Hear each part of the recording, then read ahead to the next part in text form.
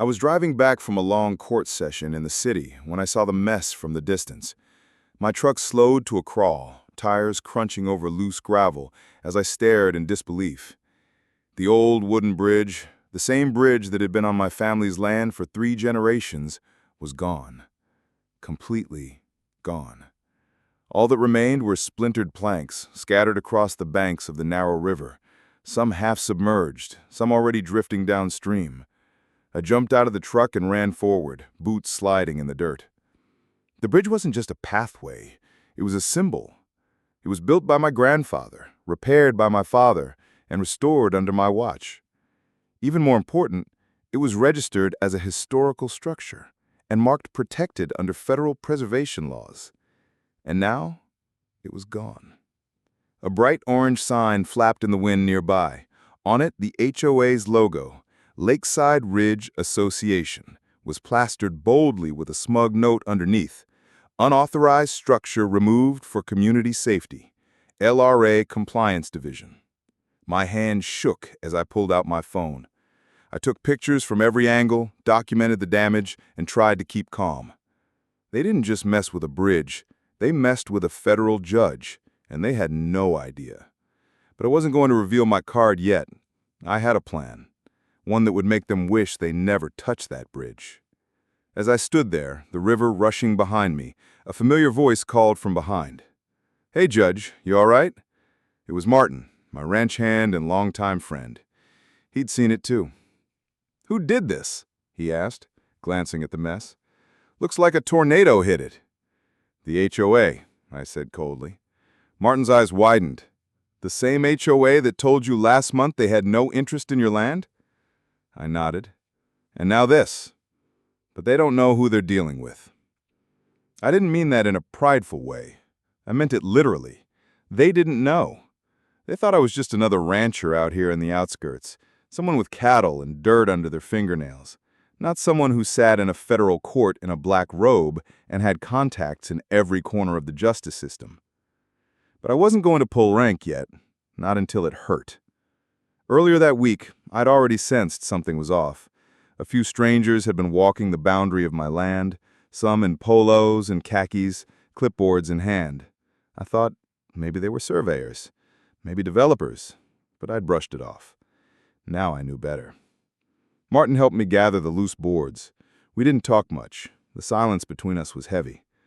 The bridge was gone, and I couldn't even cross the creek to get to the other half of my property without it. Later that evening, I walked into the Lakeside Ridge HOA office. It was a polished building, far too shiny for a rural area like this. Glass doors, stone veneer, and a fountain in the front that always seemed to be broken.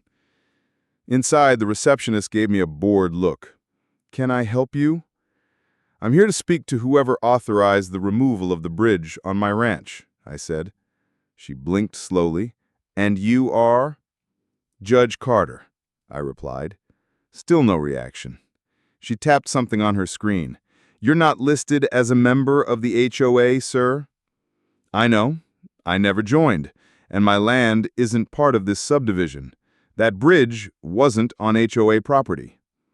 She looked confused now, but before she could say anything, a tall, balding man stepped out from the back office. His name tag read Ed Branson, HOA Vice President. "Is there a problem, sir?" Ed asked, stepping forward. I turned to him, cool as ever. "Yes, Ed. I'd like to know why your organization tore down a historic structure on federally registered private land."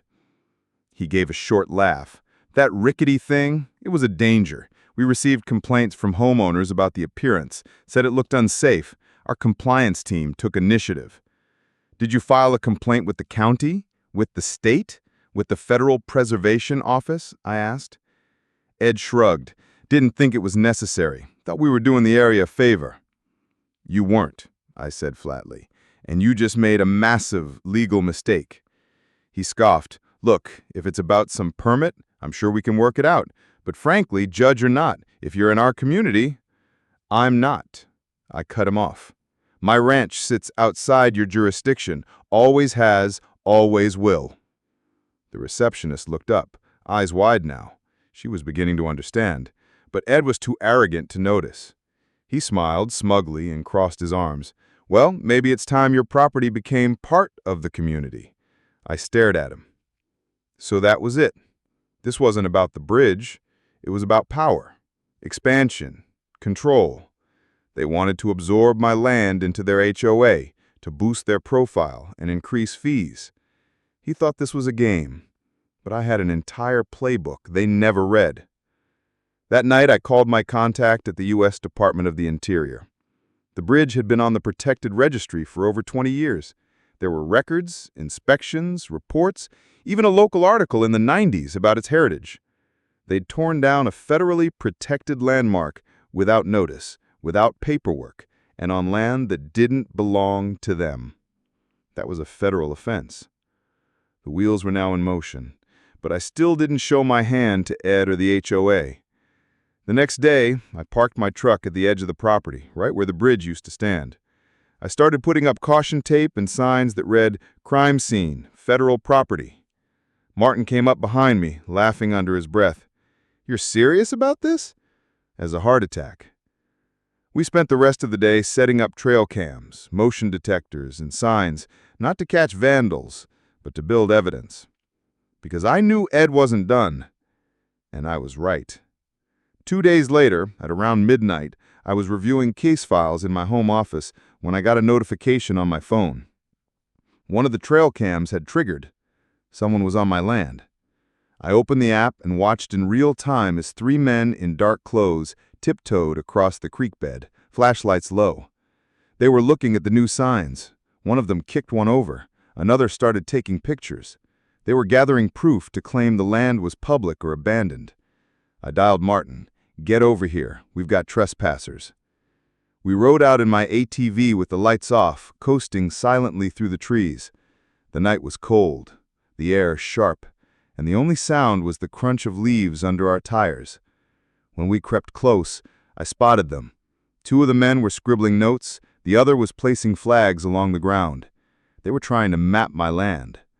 I flipped on the ATV's headlights. They froze like deer. One of them dropped his clipboard and ran. The other 2 tried to act like they were just lost. I didn't say a word, just snapped photos. Then I said the one thing that made their faces go white.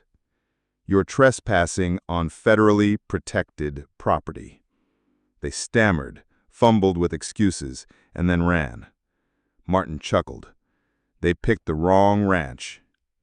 The next morning, I printed the photos, put them in a neat file, added timestamps, included the HOA memo from their bridge demolition. I was preparing a legal ambush that would hit them harder than they ever imagined. But just as I was sealing the envelope for my federal contacts, there was a loud boom from the back of my ranch. Something had exploded.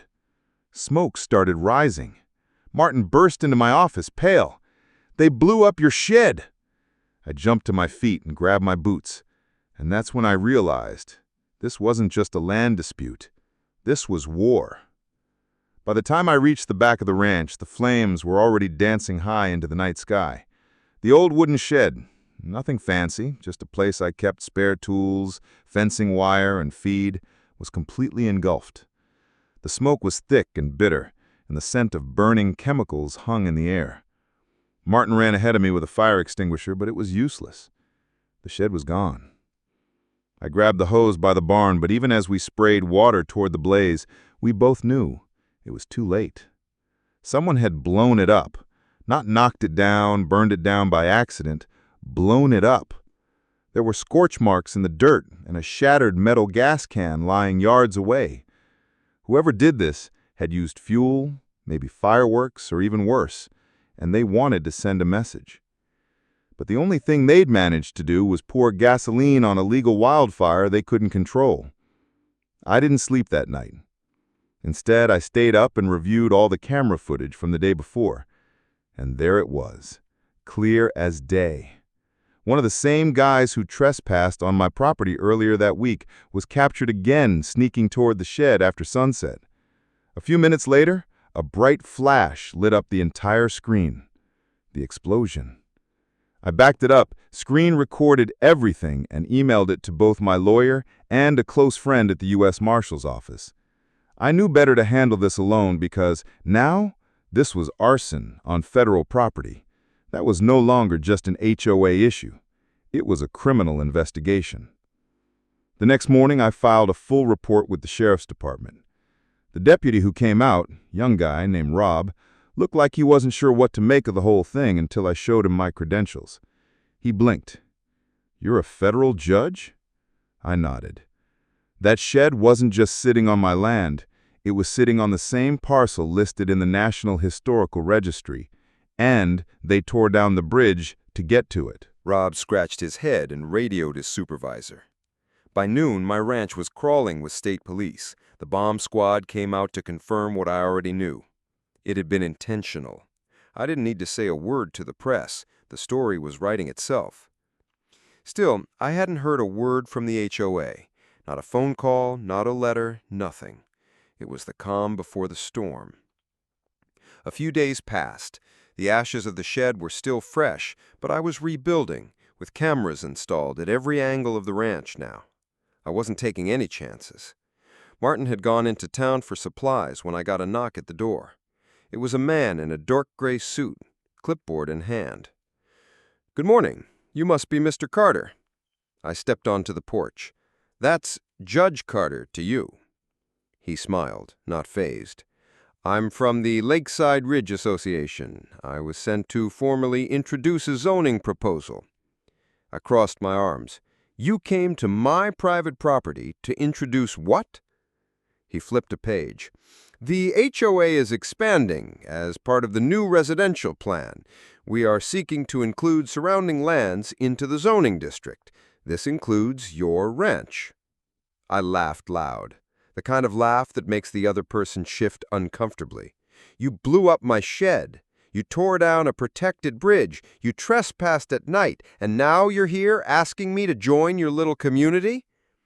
He kept his smile up, but his eyes twitched. "I assure you we weren't involved in any—" I cut him off. "Save it.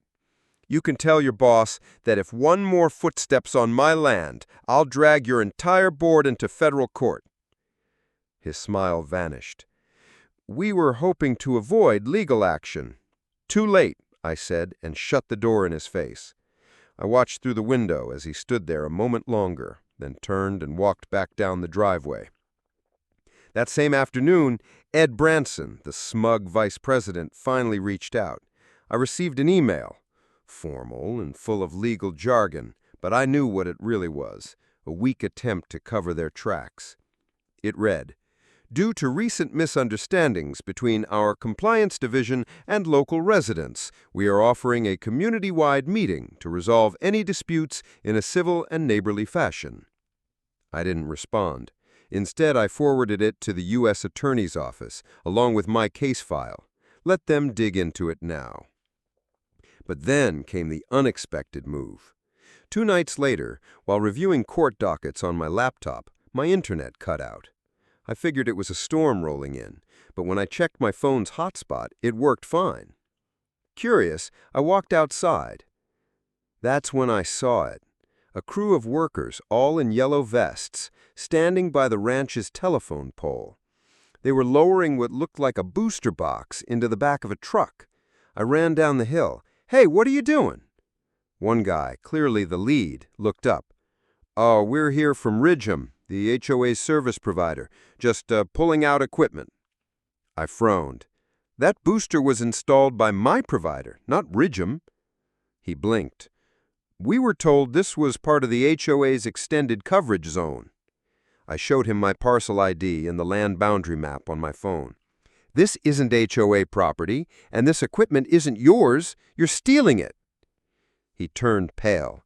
Then I asked the one question that knocked the wind out of him. "Who gave you permission to enter?" He stammered. We got a call from the association office. Said it was pre-approved."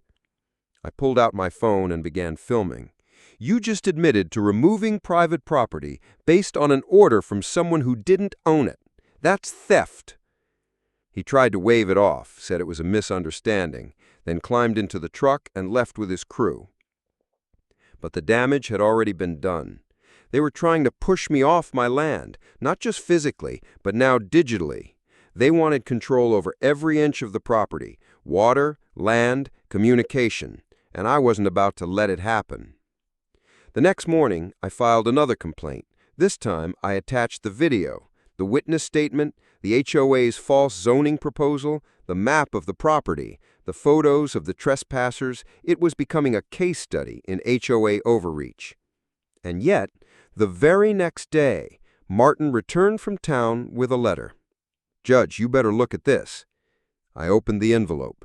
Inside was a folded notice, big red stamp across the top. Notice of property foreclosure intent. The HOA had filed a lien on my land. They claimed back dues, violation fines, and late penalties, adding up to over $27,000. All of it was fake, all of it fabricated, and all of it illegal. But what made my stomach twist was the last line. If payment is not received within 30 days, HOA has right to initiate seizure of property as per community standards. They were trying to take my ranch, my family's home, the place my father built and my grandfather protected. That night, as the wind howled across the empty place where the bridge used to be, I sat on the porch, boots up on the railing, watching the stars, and I whispered under my breath, "You wanted a war? Fine." I stood up, walked inside, and opened the bottom drawer of my filing cabinet. I pulled out the envelope I had been saving for a moment like this. Inside was a sealed order, signed by me, but ready to be executed by someone else. An order for a federal injunction. I picked up my phone and called the one man who could make it happen. "Marshall Wilkins," I said. "You still got that empty docket for property disputes?" "Yeah, why?" I smiled. "Because I just found the case of the year." Marshall Wilkins didn't hesitate. "Send everything you've got," he said. "I'll open the file first thing in the morning." I emailed the full report, every bit of it. The illegal bridge demolition, the arson, the trespassing, the attempted digital theft, and now the fabricated foreclosure notice. By the time the sun rose, my case was on the federal docket with an expedited order for injunction. It was official now. The HOA wasn't just being investigated for nuisance behavior. They were being investigated for a string of federal offenses. Still, I didn't go public. Let them keep digging their hole. Let them think they were winning. I wanted them blind when the hammer dropped. 3 days later, I got a call from a woman named Hannah Thomas, an investigator from the Department of Justice. "We've reviewed your file," she said, her voice firm but respectful. "I'll be personally taking the lead on this. Would you be available for a site inspection this week?" "I'll be here," I said. "And Judge," she added, "we've already opened a multi-agency task force on HOA overreach, nationwide. Yours might just be the first case we bring to court." That same day, Martin and I walked the property together. The place felt different now, tense, like it was holding its breath. "What are they going to do when they find out who you are?" Martin asked, running his hand along the new trail cam post. "I'm hoping it's already too late for them to do anything," I replied. Then I paused. There was a car parked just down the dirt road outside my gate. Inside was a folded notice, big red stamp across the top. Notice of property foreclosure intent. The HOA had filed a lien on my land. They claimed back dues, violation fines, and late penalties, adding up to over $27,000. All of it was fake, all of it fabricated, and all of it illegal. But what made my stomach twist was the last line. If payment is not received within 30 days, HOA has right to initiate seizure of property as per community standards. They were trying to take my ranch, my family's home, the place my father built and my grandfather protected. That night, as the wind howled across the empty place where the bridge used to be, I sat on the porch, boots up on the railing, watching the stars, and I whispered under my breath, "You wanted a war? Fine." I stood up, walked inside, and opened the bottom drawer of my filing cabinet. I pulled out the envelope I had been saving for a moment like this. Inside was a sealed order, signed by me, but ready to be executed by someone else. An order for a federal injunction. I picked up my phone and called the one man who could make it happen, Marshall Wilkins. I said, "You still got that empty docket for property disputes?" "Yeah, why?" I smiled, because I just found the case of the year. Marshall Wilkins didn't hesitate. "Send everything you've got," he said. "I'll open the file first thing in the morning." I emailed the full report, every bit of it. The illegal bridge demolition, the arson, the trespassing, the attempted digital theft, and now the fabricated foreclosure notice. By the time the sun rose, my case was on the federal docket with an expedited order for injunction. It was official. Now, the HOA wasn't just being investigated for nuisance behavior, they were being investigated for a string of federal offenses. Still, I didn't go public. Let them keep digging their hole. Let them think they were winning. I wanted them blind when the hammer dropped. 3 days later, I got a call from a woman named Hannah Thomas, an investigator from the Department of Justice. "We've reviewed your file," she said, her voice firm but respectful. "I'll be personally taking the lead on this. Would you be available for a site inspection this week?" "I'll be here," I said. "And Judge," she added, "we've already opened a multi-agency task force on HOA overreach nationwide. Yours might just be the first case we bring to court." That same day, Martin and I walked the property together. The place felt different now, tense, like it was holding its breath. "What are they going to do when they find out who you are?" Martin asked, running his hand along the new trail camp post. "I'm hoping it's already too late for them to do anything," I replied. Then I paused. There was a car parked just down the dirt road outside my gate. Not moving, just sitting there, engine idling. I narrowed my eyes. Martin noticed it too. "That the same white sedan we saw last week?" I nodded. Without a word, we got into my truck and drove slowly toward it. As we approached, the driver suddenly stepped on the gas and sped off in the opposite direction, tires kicking up clouds of dust. I memorized the license plate. This wasn't paranoia anymore. They were watching me. I called the sheriff's office, reported the plate, and within hours, got a call back. "It's registered to Ridge Home," the deputy said. That was the HOA's partnered internet service, the same one that tried to remove my equipment without permission. They weren't just expanding, they were surveilling me.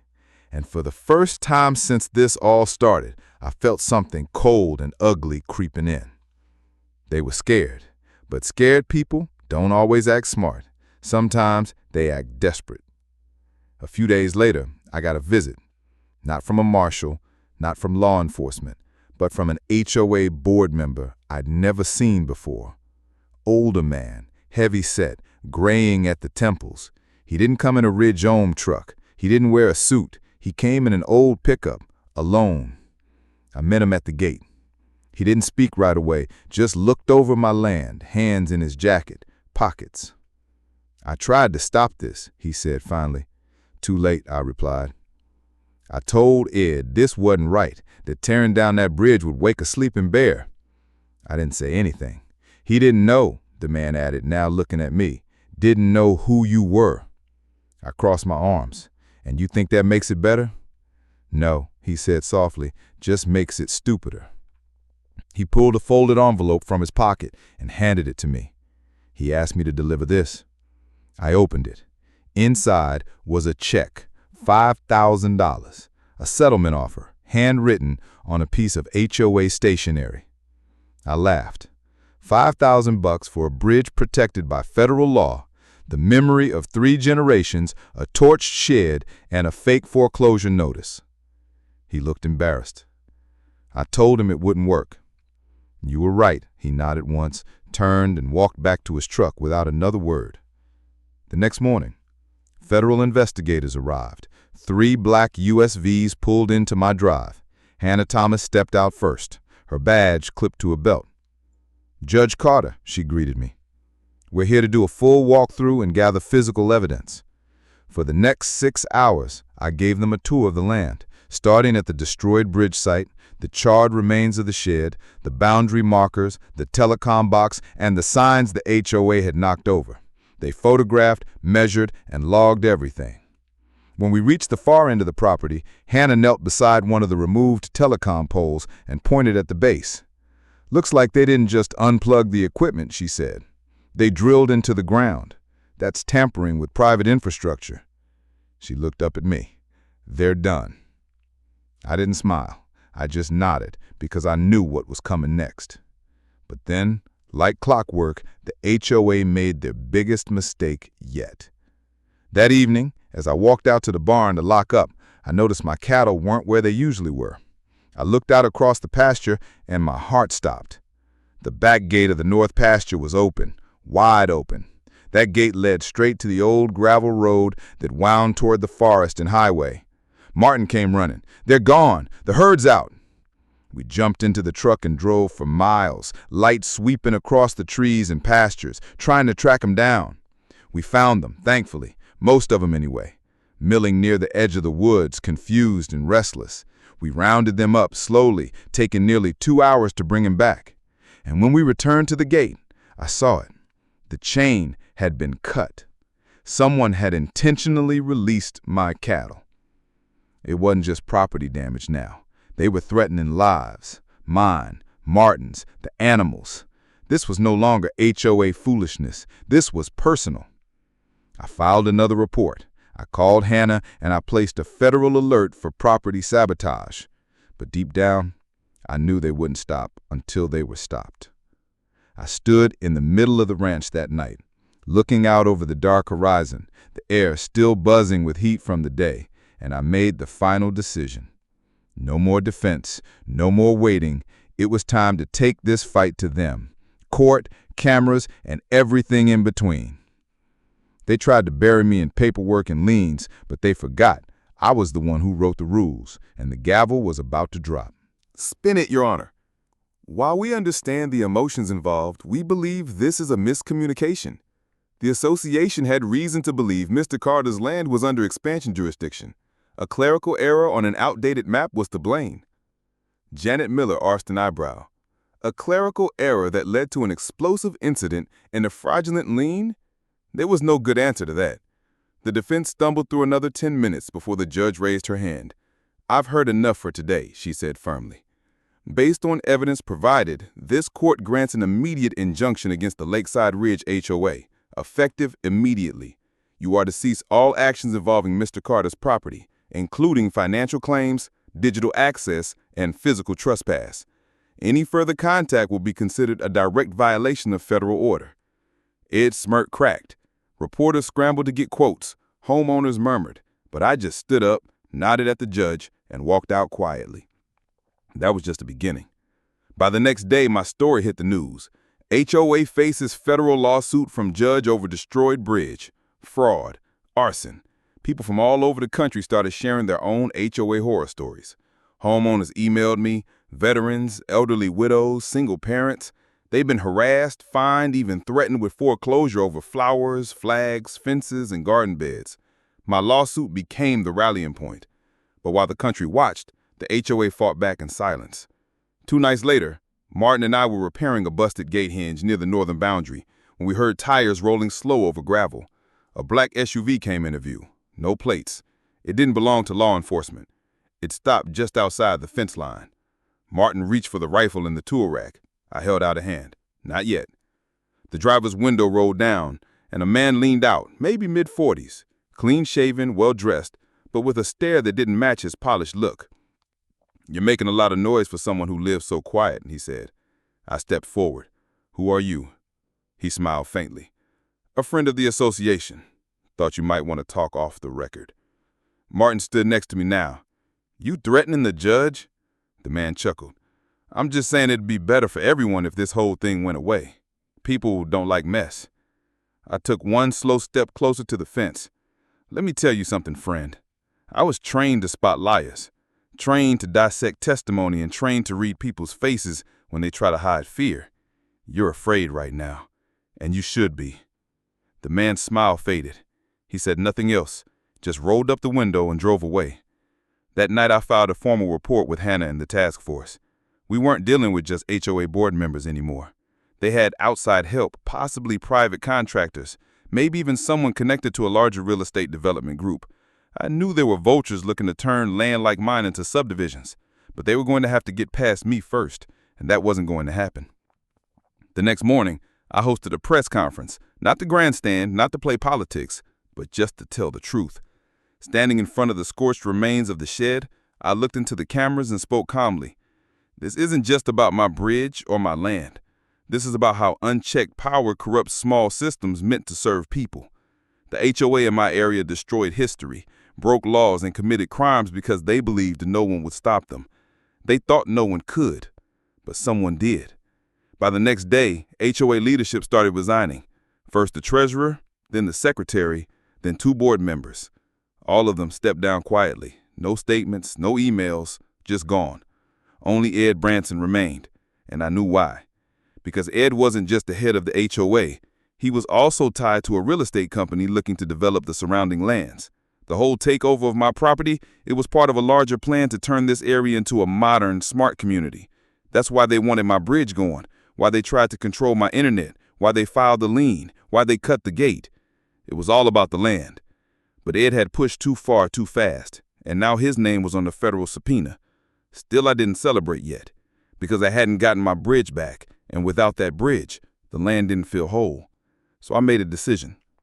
I called up a team of builders I'd worked with during a historic courthouse restoration years back. We're going to rebuild it, exactly how it was.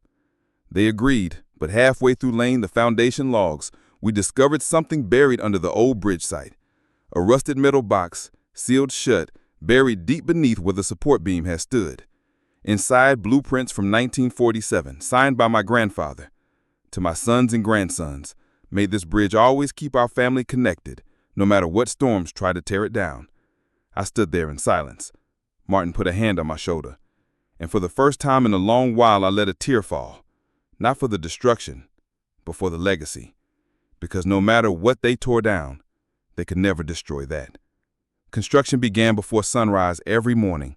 The rebuilding of the bridge wasn't just a project, it became a mission. Word had spread across the county, and what started as a small crew quickly grew. Local ranchers brought tools. Retired carpenters offered to volunteer. Even a group of high school students from the town's shop class showed up one Saturday with their teacher, eager to be part of history. This wasn't just a bridge anymore. It had become a symbol. People from all over the area came to see it take shape. Some brought food. Others just came to shake my hand and say, "Give them hell, Judge." They seen the headlines.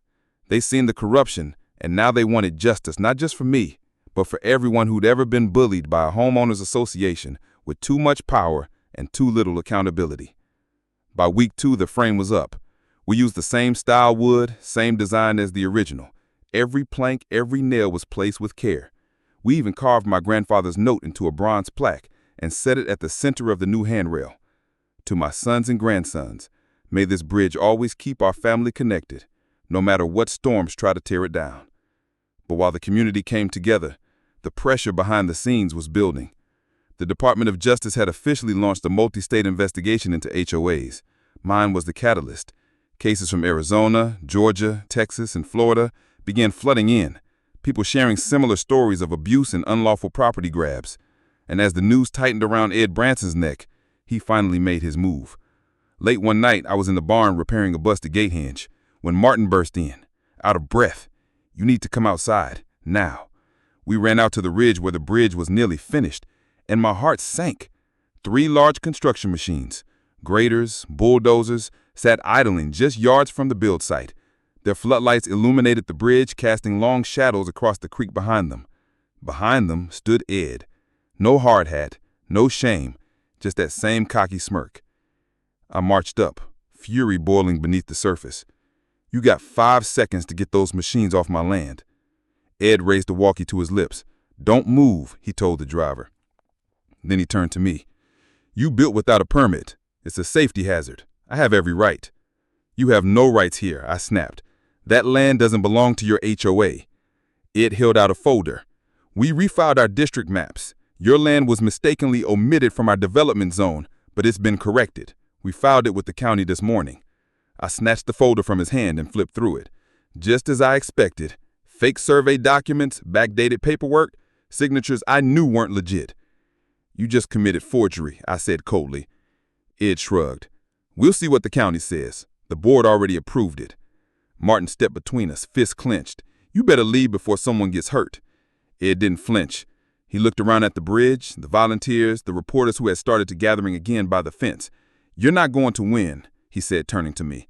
Even if you get your bridge, your land is next. We'll find a way. Sooner or later, people like you fold. I stared him dead in the eyes. I'm not folding, I said.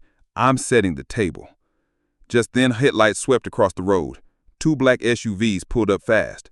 Federal marshals stepped out. One of them was Marshal Wilkins himself. Mr. Branson, he said calmly, flashing his badge. You're under arrest for trespassing on protected land and attempting to interfere with the federal investigation. Ed's jaw dropped. Wait, what? This is private property. Exactly, Wilkins said. Within minutes, Ed was in cuffs screaming about lawyers and corruption and how he'd sue every last one of us. He was still yelling when they drove him away. The machines were removed. The crew returned to work the next morning. But just when I thought it was over, I got a call from Hannah. Judge Carter, we've uncovered something you may want to sit down. I did. What is it? We traced the HOA's funding records. A large portion of their operating budget isn't from dues or fines. It's from an offshore development firm based out of Miami. One that specializes in hostile takeovers of rural land for luxury communities. I clenched my jaw. You're saying this was never about the HOA? Exactly, she said. They were being used. Ed was the front man, but the real money is behind the scenes. That explained everything. The harassment, the surveillance, the sabotage. They were trying to force me out, to devalue the property, claim foreclosure, and flip the land for a massive profit. And they were still out there. Hannah continued, We've frozen their accounts, but these guys are slick. They might retaliate in other ways. We need you to stay alert. I will, I promised. But the attack didn't come with fire or fake fines or even lawyers. It came through the sky. A week later, as the bridge neared final completion, a low-flying drone buzzed across the ranch, then another, then 4 more. They hovered over the fields, the barn, even the house. One of them zoomed dangerously close to Martin's truck, nearly crashing into the windshield. I reported it immediately. The FAA issued a cease and desist to the suspected drone operators, but the problem didn't stop. So I built something, an old-school solution, a simple hand-cranked anti-drone net launcher. Every time one flew low enough, we'd snag it, bag it, and hand it over to the feds. We captured 7 drones in total. Each one was linked to a shell company tied to the same offshore firm that had funded the HOA. But it didn't matter anymore, because the bridge was finished. On a cool Sunday morning, with dozens of neighbors, friends, and reporters gathered, we held a small ceremony. I stepped onto the new bridge, Martin by my side, and placed a single nail into the final beam, painted gold and engraved with the date. Then we lowered the American flag from the barn rafters and raised it proudly over the bridge. Cheers echoed across the creek. People clapped, hugged, even cried. And for a moment, just one shining moment, it all felt worth it. But just as we were wrapping up, a black car pulled up at the edge of the property. A man in a dork blazer stepped out holding a briefcase. He didn't smile, didn't wave. He simply walked up to me and handed over a letter. "What's this?" I asked. He tilted his head. "An offer," he said. "One you'll want to read carefully." Then he walked away, without another word. I unfolded the paper. At the top, the name of a major development company. Below it, a number. They wanted to buy the ranch for millions. But I didn't even blink. I folded the letter once and tossed it into the creek, because some things aren't for sale. Not bridges, not land, not legacy, and definitely not justice.